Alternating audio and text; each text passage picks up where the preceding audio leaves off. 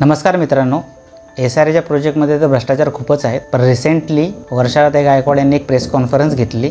त्या प्रेस कॉन्फरन्समध्ये लक्षवेधी मुद्दा होता, तो होता जुहू लँड स्कॅमचा. टायटल होतं कहाणी जुहू लँड स्कॅमची, देवेंद्र गंगाधर फडणवीस सरकारची कमाल, दोस्त झाला मालामाल. जुहू लँड स्कॅमचा हा पार्ट 1 आहे. काय आहे हे प्रकरण थोडं समजून घेऊया. जुहू हा मुंबईतला समुद्राच्या जवळचा एक मोठा एरिया आहे.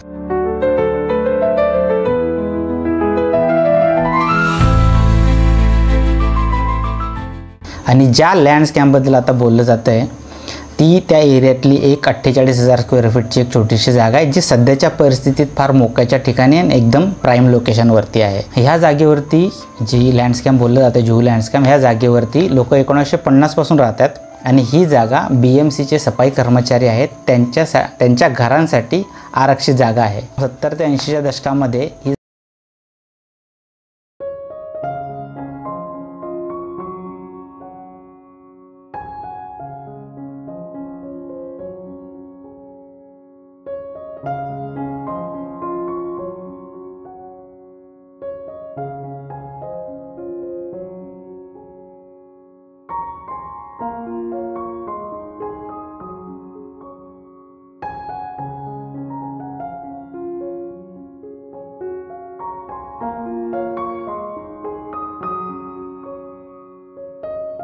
ते घरं बांधून परत देतो असं तो डेव्हलपर सांगतो. 2008-9 मध्ये त्या दर्शन डेव्हलपरला BMC कडून अनुमती मिळते, NOC मिळते की ठीक आहे तुम्ही डेव्हलप करा. 2 ते 3 वर्षानंतर तिथल्या रहिवाशांना हे निदर्शनात येते, हे कळतं की त्यांची जी मूळ जागा होती, ज्या जागेवरती ते आधीपासून स्थायिक होते, तर बिल्डर त्यांना त्या जागेवरती घर देत नाही, तर त्या जागेपासून ऑलमोस्ट 1 किलोमीटर आतमध्ये तो त्यांना घर देतोय.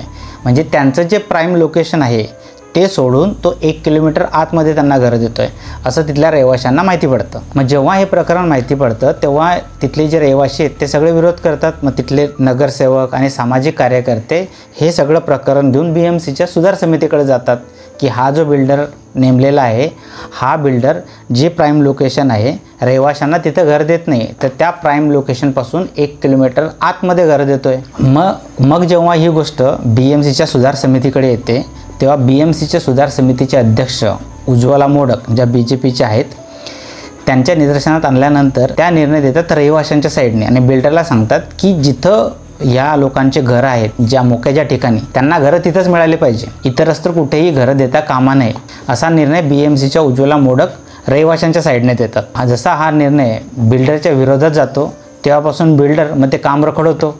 BMCचा जो दक्षता विभाग आहे आणि ह्या जागाशी संबंधित इतर डिपार्टमेंट पण त्यांचा रिपोर्ट BMCकडे देतात आणि BMCला सांगतात की ही जागा इतर कोणाला देण्यापेक्षा स्वतः BMCने डेव्हलप करावी असा ते सल्ला देतात. मग 2022 मध्ये BMCचे आयुक्त या दर्शन बिल्डरला जी NOC दिली होती बांधकाम करण्याची, ती NOC ते रद्द करतात. BMC आयुक्त ही NOC रद्द करण्याच्या मागे ठळक कारणे सांगतात. ते करणे काय? अशा प्रकारे हा प्रस्ताव सुधार समितीचा नियमावली कलम 13(2) चं उल्लंघन करतो आहे.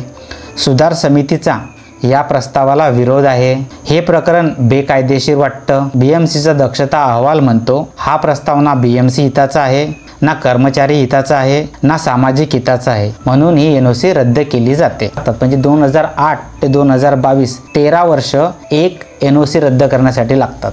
मग तीच NOC 4 दिवसामध्ये SRAला परत कशी मिळाली व का मिळाली याच्यावरती प्रश्न निर्माण झाले आहेत. मग ह्यावर ते प्रश्न निर्माण झाले ते असे, काय खेळ झाला? म्हणजे आधीचा BMC आयुक्त होता त्याने दक्षता समितीचा अहवाल लक्षात घेऊन NOC रद्द केली. मग सध्याच्या आयुक्त आणि उपायुक्त यांनी भूमिका का बदलली याचं स्पष्टीकरण द्यायला पाहिजे. प्रस्तावासाठी कोणी दबाव आणला? BMC आयुक्तावर कोणाचा दबाव आहे आणि या सगळ्या प्रकरणामागे कोण आहे? या सगळ्या प्रकरणामध्ये लक्षवेधी गोष्ट ठरते ती अशी की देवेंद्र फडणवीस जेव्हा ते विरोधी पक्षात होते तेव्हा त्यांनी NOC रद्द करण्याची मागणी केली आणि जेव्हा ते आता सत्तेत आले तर असं काय घडलं की त्यांनी ती NOC परत बहाल केली. ज्या NOCला रद्द करण्यासाठी 12-13 वर्ष लागले, त्या NOCला परत देण्यासाठी फक्त 4 दिवस लागले. म्हणजे असा काय दबाव आहे हा प्रश्न निर्माण होतो.